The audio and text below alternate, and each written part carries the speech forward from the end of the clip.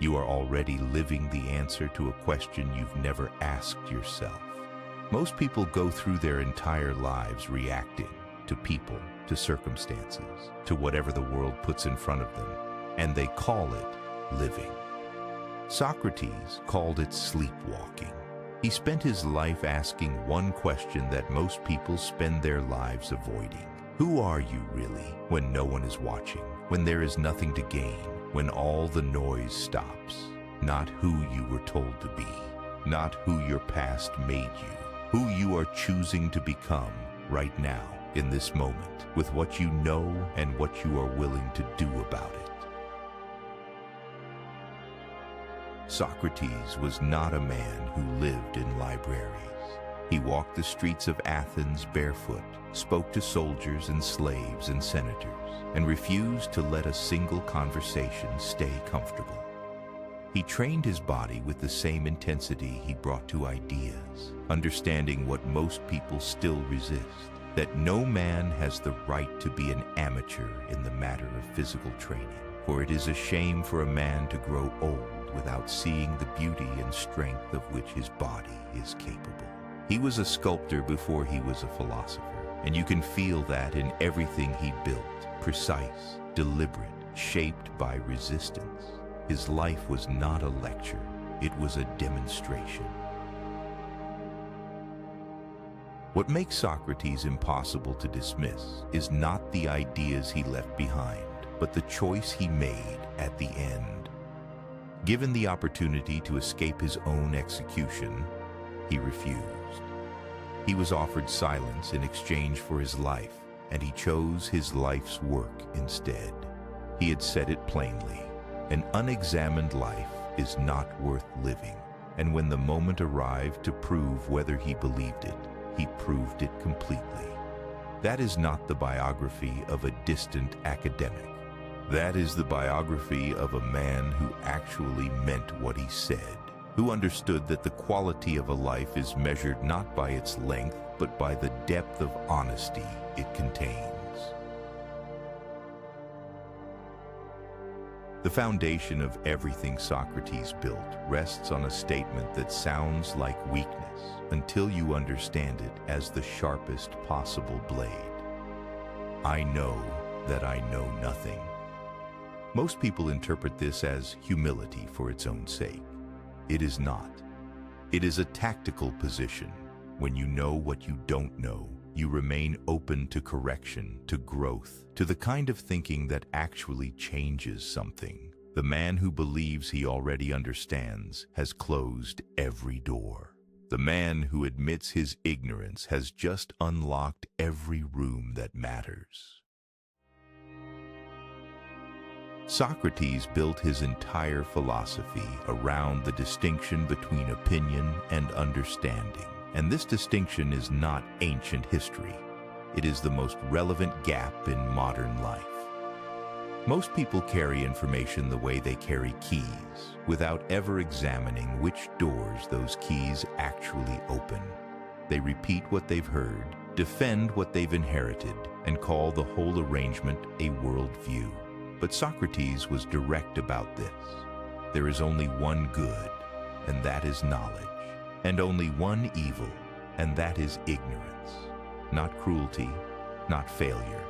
Ignorance, because ignorance is the root from which every other failure grows, quietly, beneath the surface. The practice he offers is not complicated. It is only difficult. Ask better questions. Not better questions about the world, but better questions about yourself. About why you believe what you believe, about whether what you're defending is actually true or simply familiar. Strong minds discuss ideas, average minds discuss events, and weak minds discuss people. That is not a judgment. It is a map.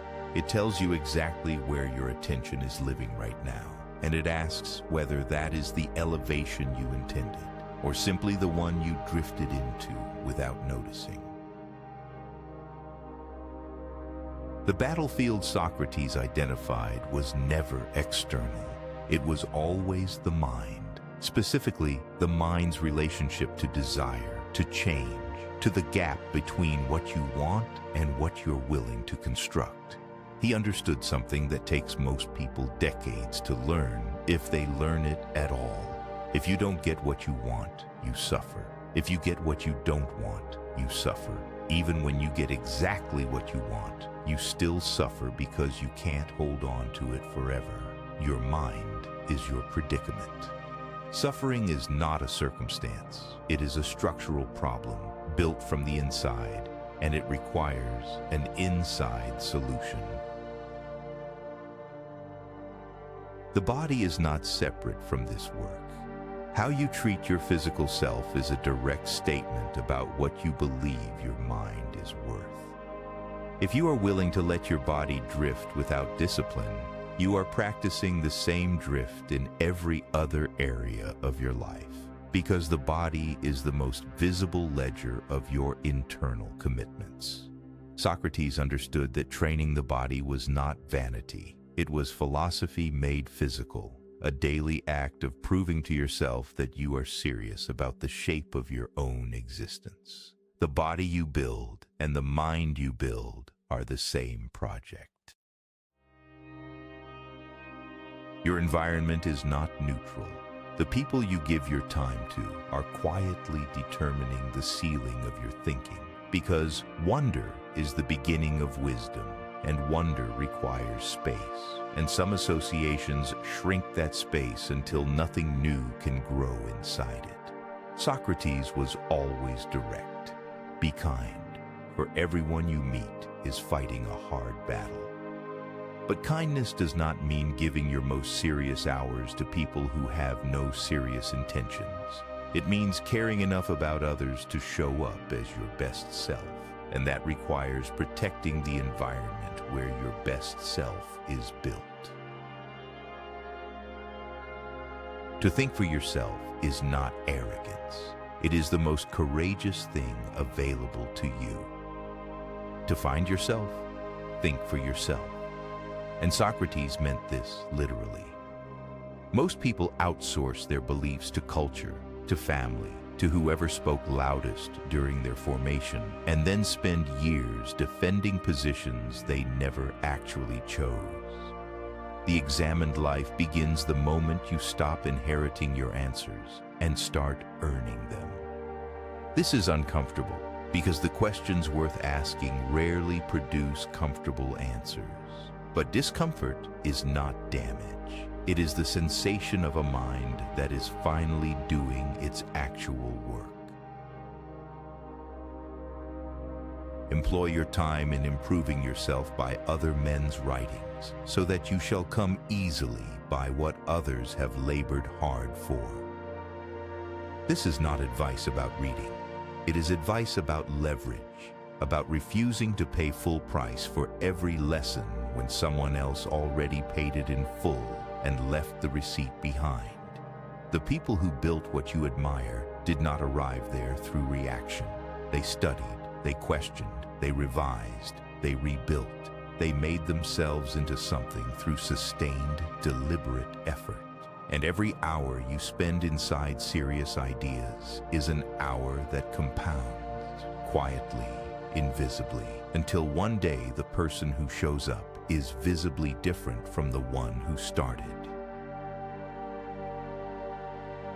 Sometimes you put walls up not to keep people out, but to see who cares enough to break them down.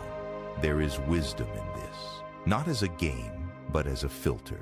The standards you hold, the thinking you refuse to abandon, the identity you are actively constructing, these will push certain people away, and that is not a loss. That is the walls doing exactly what walls are supposed to do, revealing who belongs beside you and who was only comfortable with the version of you that had not yet decided anything.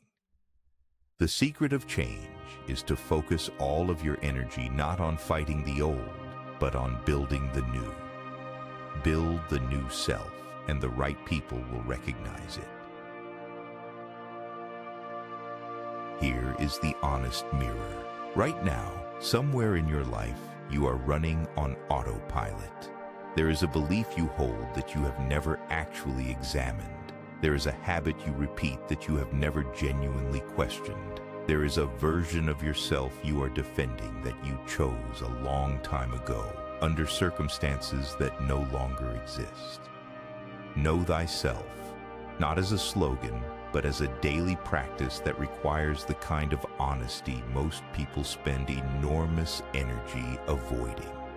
One real question, asked and actually answered, not performed and then set aside, has the power to shift the entire architecture. Not someday, right now. In this conversation you are about to have with yourself. The examined life is not comfortable. It was not comfortable for Socrates, and it will not be comfortable for you. But comfort was never the measure. The measure is whether the life you are living is actually yours, built by your choices, shaped by your thinking, answerable to something real inside you rather than to the noise outside. The mind is everything. What you think, you become. This is not inspiration, it is mechanics. You are already becoming something. The only question is whether you are choosing it deliberately or letting it happen by default. The examined life is available right now. It begins with one honest question. Ask it, and then have the courage to sit with whatever it shows you. Always remember, if you can be anything in life, be a Stoic.